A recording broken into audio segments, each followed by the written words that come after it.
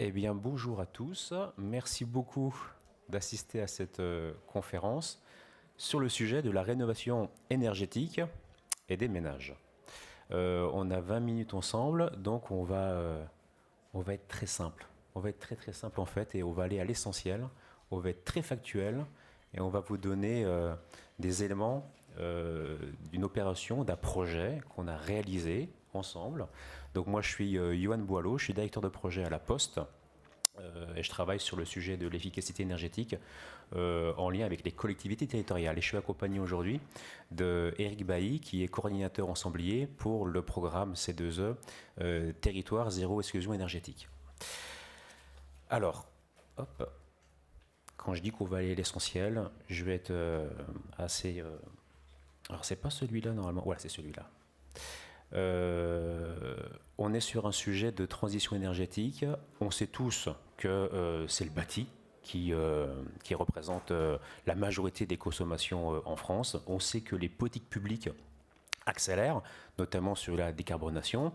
On sait aussi tous qu'il y a une vraie accélération de la sortie progressive des énergies fossiles.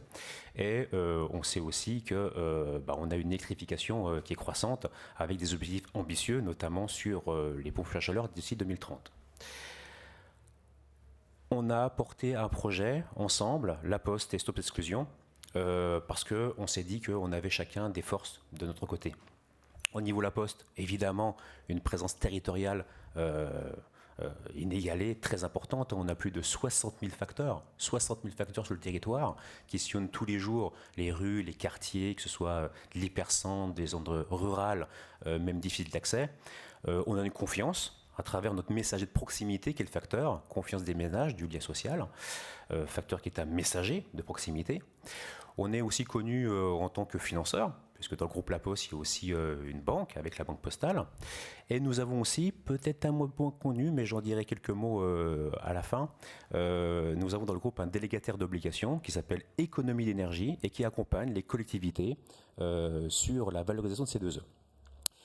Et dans le projet qu'on va vous expliquer, il y a aussi Stop Exclusion. Et là, je vais laisser la parole à Eric pour pouvoir expliquer un petit peu qui est Stop Exclusion et les forces. Alors bonjour à toutes et tous. Donc effectivement, donc Eric Bailly, moi je suis coordinateur donc pour l'association donc Stop Exclusion Énergétique. Stop Exclusion Énergétique, c'est une jeune organisation qui existe depuis 5 ans maintenant, qui est un regroupement d'une soixantaine de partenaires institutionnels, associatifs et même quelques collectivités qui ont rejoint le conseil d'administration dernièrement. Donc une association qui a été créée il y a 5 ans avec un mot d'ordre, lutter contre la précarité énergétique. Donc c'est principalement via un programme, donc Territoire Zéro Exclusion Énergétique, qu'on a mis en place depuis 2024, donc un programme expérimental. Donc financé par les certificats d'économie d'énergie, donc sur la période 2024-2026.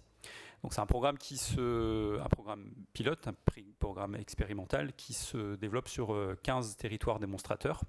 Donc dans les 15 territoires qui ont candidaté et qui ont été retenus à cette expérimentation, vous allez retrouver les principales agglomérations françaises, Paris, Lyon, Marseille, Grenoble, Strasbourg, et puis des territoires plus ruraux, comme le territoire des Campagnes de l'Artois, qui est une communauté de communes de 96 communes dans le Pas-de-Calais, sur un territoire à côté d'Arras, donc l'agglomération d'Arras, la préfecture du Pas-de-Calais. Donc l'idée c'était d'avoir des territoires complètement différents pour pouvoir expérimenter ce programme qui consiste en 2 mots en un accompagnement des publics les plus précaires, donc publics modestes et très modestes au sens de l'ANA, donc l'Agence nationale de l'habitat. Et l'idée, c'était de les accompagner dans leur projet de rénovation énergétique. On sait que on vise des publics qui sont en précarité énergétique, qui vivent dans des logements anciens, des logements dégradés, passoires thermiques, voire bouilloires thermiques, avec les températures qu'on connaît aujourd'hui. Et nous, l'objectif qu'on mène à travers ce programme, c'est aussi d'expérimenter l'identification des publics, parce que, on le sait, on en dira quelques mots après, sont des publics qui sont difficiles à toucher. Alors justement, Alors, voilà, c'est ici. Quand on veut embarquer les ménages dans de la rénovation énergétique, la première chose, c'est déjà de pouvoir communiquer, les informer sur les parcours, sur l'intérêt d'avoir un projet et les embarquer justement dans un projet. Cette première étape d'information, elle est hyper importante. Et là, il y a plein de canaux de communication qui existent. Donc, il y en a quelques-uns, vous allez voir juste derrière moi là. Je ne vais pas tous les évoquer et puis ni évoquer leur performance à chacun parce que ça prendrait du temps. Mais l'idée est de se dire que les principaux canaux de communication sont toujours dans la même logique. La logique de faire venir les personnes pour pouvoir soit leur proposer un rendez-vous, d'assister à un atelier, de les faire venir à une permanence, etc. Et on sait que c'est très difficile de mobiliser les foyers. Mais sans ça, il n'y a pas de projet et il ne se passe rien. Et du coup, Eric, quelles sont les difficultés? Comment on fait pour pouvoir déjà faire venir des personnes qui peuvent être peut-être méfiantes ou pas forcément à l'aise parce qu'elles trouvent le sujet complexe de la rénovation énergétique?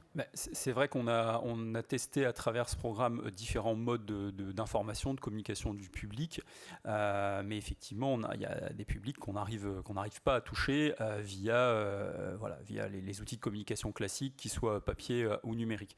Et donc, on s'adresse, comme je disais juste avant, à des publics qui sont vraiment très isolés sur nos territoires ruraux ou sur des territoires urbains, qui sont souvent éloignés de l'information, qui n'ont pas les codes, on va dire, des canaux de communication traditionnels, qui sont bien souvent en fracture numérique, donc pas de lien avec les réseaux sociaux ou très très peu, donc pas possibilité d'interagir avec eux via les réseaux sociaux, via le numérique. Des ménages qui sont bien souvent dans des situations d'isolement social. Alors nous, les ménages auxquels on s'adresse, ça va être aussi bien des jeunes primo-accédants qui souhaitent avoir leur propre bien, leur premier bien, comme des seniors, comme des familles monoparentales ou des couples. On s'adresse en majorité, en tout cas on le voit dans les ménages qu'on accompagne aujourd'hui, on a un ménage sur deux qui est en fait constitué d'une personne seule. Une personne qui est bien souvent sans famille, sans amis autour de lui, pour lui transmettre l'information, pour l'aider dans ses démarches. Donc on est vraiment sur des ménages qui sont bien souvent livrés à eux-mêmes. Toutes les aides à la rénovation, même les parcours de rénovation, ils sont vécus comme étant très complexes. Je pense que, si vous êtes dans la salle, personnes qui ont déjà eu affaire à des démarches administratives et notamment solliciter des aides à la rénovation, vous savez toutes et tous que c'est très compliqué, avec des dispositifs qui sont en perpétuelle évolution. Et là, on l'a vu, moi, depuis 3 ans que j'ai pris mes fonctions de coordinateur, une évolution constante de ma prime rénov'.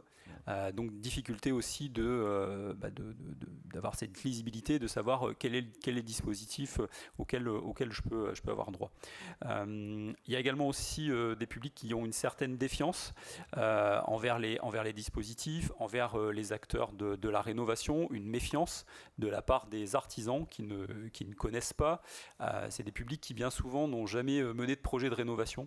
Donc déjà, ne savent pas par quel bout prendre leur projet de rénovation. Ils ne connaissent pas d'artisans, ils ne connaissent personne qui peut les mettre en contact avec les artisans.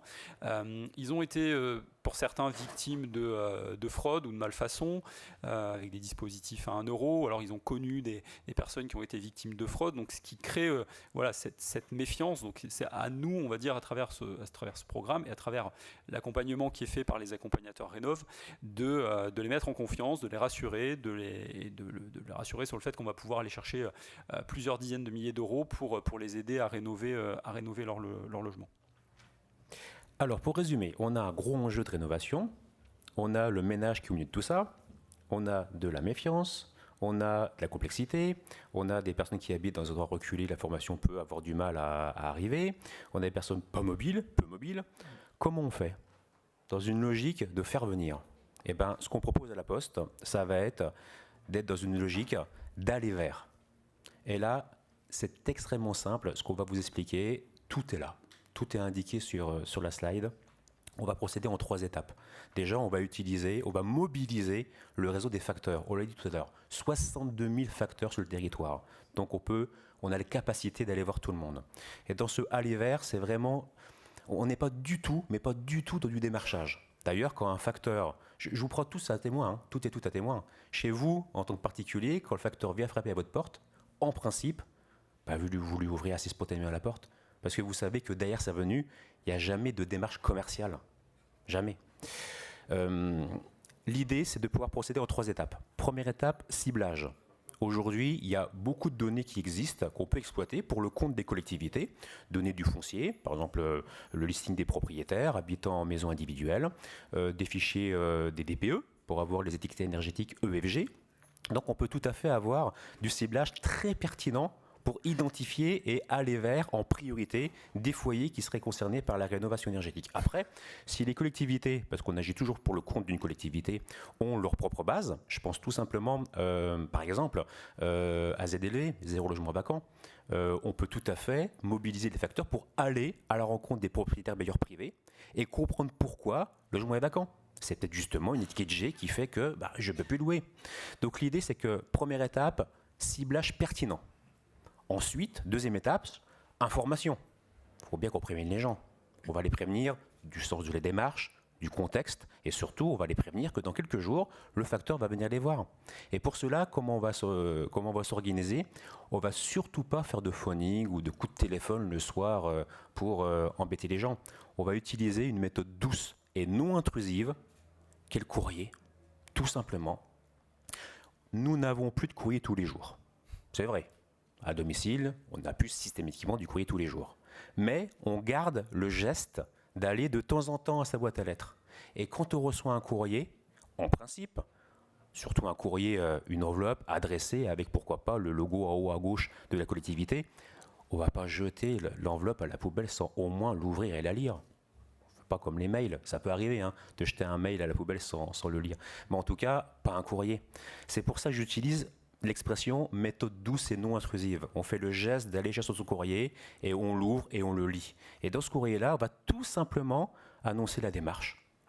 Il y a un PIG, une OPA, un pacte territorial, il y a un guichet de l'habitat, il y a un espace conseil France Rénov', il y a du conseil pour tout le monde, au-delà des aides financières qui sont soumises à condition de critères de revenus. Mais en tout cas, il y a du conseil pour tout le monde. Et on va prévenir les ménages que le facteur, dans quelques jours, va venir les voir, il va venir frapper à la porte, il va venir rencontrer les ménages. Merci de lui réserver un bon accueil. On fait du ciblage, on informe. Et ensuite, on va faire ce fameux aller vers pur et dur. Les facteurs vont s'organiser pour aller frapper aux portes de tous les ménages qui ont reçu le courrier. Et là, le facteur va très simplement, dans ce rôle de messager, on ne le transforme surtout pas en conseiller de la rénovation, en thermicien, en diagnostiqueur ou quoi que ce soit. C'est un messager de proximité. Il va donner de l'information avec un discours. Bonjour, je viens de la part de la collectivité. Vous avez reçu un courrier il y a quelques jours concernant les aides à la rénovation. Tenez, je vous remets en main propre un document d'information complémentaire. Et là, on va pouvoir donner en face à face, de main à main, un document style brochure, dépliant, mais document qui va donner davantage d'informations. Et on va demander le consentement de la personne pour lui poser quelques questions.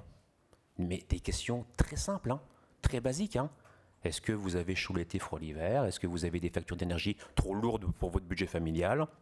Est-ce que vous avez un chauffage d'appoint? Si on est sur la réno, si on est sur les propriétés bailleurs, ça peut être d'autres questions à choix multiples pour comprendre pourquoi il y a de la vacance et peut-être des étiquettes G qui empêchent de louer. Mais dans tous les cas, le questionnaire va permettre d'identifier des besoins, des problématiques, et va pouvoir... On va encore demander le consentement de la personne pour poursuivre l'échange avec une mise en relation avec la collectivité. Et là, on va tout simplement terminer la prestation en demandant à la personne si elle est d'accord pour collecter des informations très importantes comme son téléphone, son mail, son nom, prénom, pour pouvoir être mis en relation avec l'espace conseil France Rénov', avec la projet permanence, etc. Donc, vous l'avez bien compris, très très simple, on va utiliser le réseau des facteurs, la proximité, la confiance, la neutralité pour mettre en relation. Et mobiliser des personnes qui ne se seraient peut-être pas déplacées, en tout cas pas manifestées d'elles-mêmes, si on n'avait pas fait l'effort d'aller les voir. Exemple très concret, terrain, de ce qui s'est passé avec les campagnes de l'Artois. Oui, alors nous, en fait, comme je vous disais, la difficulté, alors ce que j'ai oublié de dire, c'est que donc les objectifs sont différents selon les territoires. Moi, sur le territoire rural sur lequel je suis, on a un objectif de 50 ménages accompagnés sur la durée du programme, donc sur les 3 ans. Donc là, le programme se termine à la fin 2026 et on est déjà en train de travailler à son renouvellement et à son extension. Mais donc, du coup, l'enjeu, c'était vraiment d'identifier ces publics. Donc ça a été vraiment un travail de fourmi, de mobilisation de nombreux partenaires pour les identifier. Et c'est vrai qu'est venue la proposition de la Poste pour nous permettre d'accélérer cette identification et, je dirais, peut-être de la massifier aussi.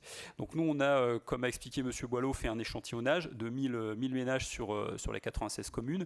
Donc l'idée, c'était en s'appuyant sur un logiciel avec une analyse multifactorielle, multidonnée, on a fait cet échantillonnage et l'idée, c'était vraiment d'affiner au maximum notre cible. Donc ça veut dire des propriétaires occupants, de maisons de plus de 15 ans, classées EFG et avec les revenus les plus bas.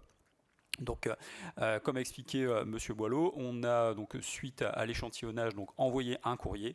Donc ça, c'était à l'horizon de septembre de l'année dernière. Et donc l'action s'est déployée pendant, je crois que c'est 6 ou 8 semaines, où les facteurs sont allés à la rencontre des publics sur notre territoire. Avec un premier passage, un deuxième passage si la personne était absente, et puis si personne toujours absente, une remise du flyer dont parlait M. Boileau dans la boîte aux lettres. Donc pour nous, c'était important d'avoir, comme on l'a expliqué, le courrier personnalisé au nom et au prénom, enfin nom, prénom et l'adresse de la personne, plutôt que d'avoir un courrier lambda comme on peut encore avoir dans nos boîtes aux lettres, adressé à tous les résidents du département, du Pas-de-Calais, de Seine-et-Marne, etc. Bref. Donc l'idée, c'était pour nous vraiment de s'adresser directement et de créer cette, comme a dit Monsieur Boileau, un petit peu cette envie de se dire, voilà, la communauté de communes s'adresse à moi, elle a une information à me transmettre. Donc moi j'ai eu la chance d'accompagner une factrice durant sa tournée pendant une demi-journée environ. Donc on a pu aller à la rencontre des différents habitants qui avaient été sollicités.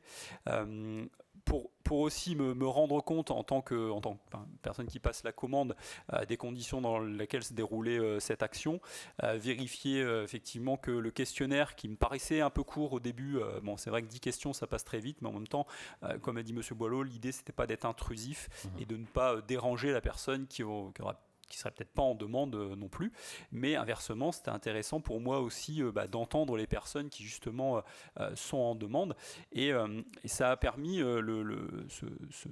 cette étape de terrain de me rendre compte effectivement de la qualité de la relation que l'habitant peut avoir avec son facteur, le facteur qui connaît très bien les publics qui vient porter le courrier tous les jours et l'habitant qui a confiance dans le facteur, qui laisse rentrer, qui laisse passer le pas de la porte.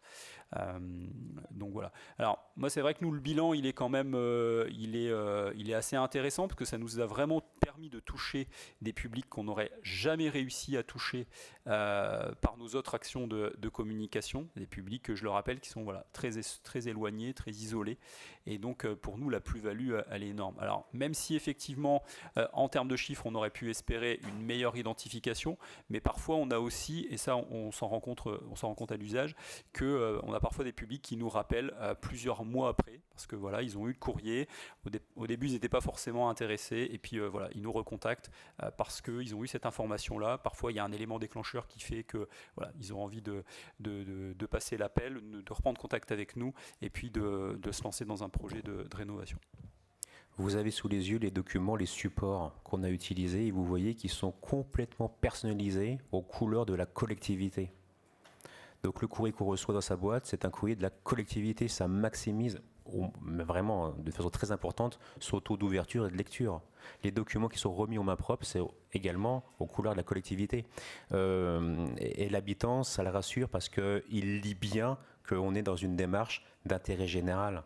On est bien dans une proposition d'une offre publique et d'aider les personnes, et en aucun cas dans du démarchage commercial, d'aider les personnes à rénover leur logement.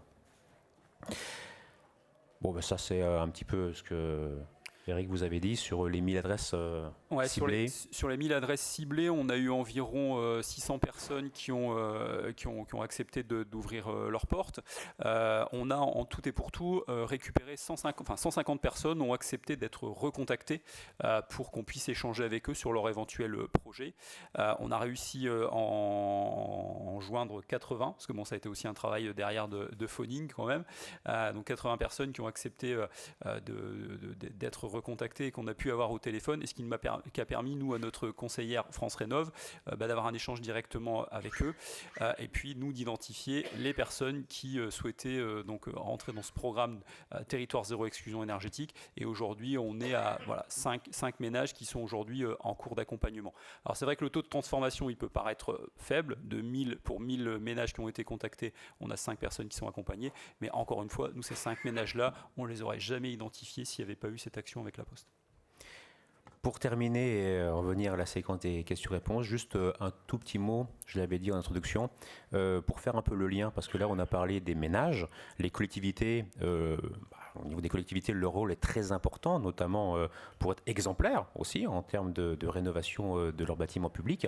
Et là, juste pour vous dire que dans le groupe La Poste, il y a une filiale qui s'appelle Économie d'énergie, qui est délégataire d'obligations et qui accompagne les collectivités territoriales, mais aussi les bailleurs sociaux et les établissements de santé, sur la valorisation des C2E. C'est-à-dire que de A à Z, de l'étude du dossier, étude de gisement, dépôt du dossier au pôle national des certificats d'écologie, jusqu'au versement de la prime, on accompagne aussi les petits publics sur la rénovation du bâti public. Et là, la rénovation est très importante, notamment je pense aux écoles, avec ces vagues de forte chaleur. Les écoliers et les enseignants sont les premiers aussi concernés, et ça peut être très important pour les collectivités d'avoir aussi ces primes C2E pour financer des travaux de rénovation. On en est autant de questions-réponses. Si vous avez bien sûr des questions, on est à votre disposition. Oui. Votre démarche, non seulement j'y crois, mais je l'ai pratiquée, mais pas jusqu'au bout, puisqu'on a mené des OPA pendant 10 ans. Oui. Et la méthode que j'avais proposée dès le début, c'était d'envoyer par la poste, en grand nombre, mais sans la suite. D'accord.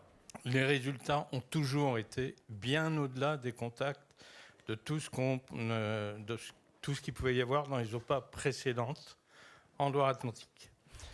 Donc en fait, non seulement je suis convaincu de ce que vous dites, mais est-ce que ça peut, je dirais, s'étendre à tout le territoire, tout simplement, parce que c'est une méthode pratique, pragmatique, proche du monde, proche des gens, et vous avez raison, entre le fait d'être contacté, d'avoir une information. Les photos montrent des personnes âgées. C'est souvent le public concerné. Ces personnes prennent la décision souvent avec leurs enfants. Il faut du temps. Les résultats que vous avez présentés, 5, c'est peu, c'est vrai. Mais moi, je suis convaincu que si les moyens sont mis de la part des collectivités, des institutions, de la Poste, c'est quelque chose qui pourrait avoir des effets, y compris en ville, mais probablement avec des méthodes différentes entre le milieu rural et le milieu urbain. Nous, on a exercé nos OPA donc, pendant une dizaine d'années uniquement au milieu rural. Mais je suis convaincu que je n'aurais pas du tout pratiqué de la même manière en milieu urbain. Donc il y a des différences certainement à adapter. Le contact direct est la clé. Donc vous avez parfaitement raison. Je pense que votre méthodologie, elle est bonne, comme toute, à améliorer, à expérimenter. Ce que vous avez fait, c'est d'aller voir comment ça se passe. Et il faudrait analyser les résultats et savoir pourquoi il y a des contacts qui n'ont pas été suivis. Donc voilà, en tout cas, bravo, merci. Merci. Je peux me permettre, en fait, c'est vrai qu'on s'est rendu compte que sur l'échantillonnage, on était malheureusement, on n'arrive pas à avoir des données toujours à 100% fiables. Et on est parfois sur des données un peu prédictives, notamment par rapport aux revenus et même aussi par rapport aux classes énergétiques. On s'est rendu compte, et bon, malheureusement, on a travaillé avec l'éditeur de logiciels, on ne peut pas affiner plus que ça. Mais en fait, on s'est rendu compte que les ménages auxquels on s'adressait, c'était parfois des ménages qui avaient effectivement, qui étaient peut-être en étiquette énergétique E, F ou G il y a quelques années. Depuis, certains avaient fait des travaux, plutôt sur du geste par geste. Mais effectivement, ces données-là, elles étaient un peu datées, on va dire. Donc ça, c'est un petit peu l'écueil qu'on a observé. Et c'est vrai que ce qui pourrait être affiné vraiment dans le repérage, et ça c'est la Facris avec qui j'étais en tournée qui me l'a dit, me disait que parfois effectivement cette personne-là, on ne pense pas qu'elle ait réellement besoin de rénover. Par contre, cette autre personne, sa voisine, oui, elle en a besoin. Donc là, il y a peut-être des questions. Alors après, pour des questions en RGPD, il faut peut-être qu'on retravaille ces choses-là. Mais moi, je trouve que on peut rendre l'action encore plus efficace en impliquant peut-être encore plus le facteur. Bon, voilà. Donc ça, il y a peut-être encore des choses qu'on peut améliorer, en tout cas nous, pour ce qui nous concerne, pour notre action, pour permettre d'affiner encore ce repérage. Pour répondre à la question, oui, on est partout. Là, on a cité les Campagnes de l'Artois, on a fait une opération à Bordeaux Métropole, donc aussi adaptée à une zone différente, plutôt très urbaine.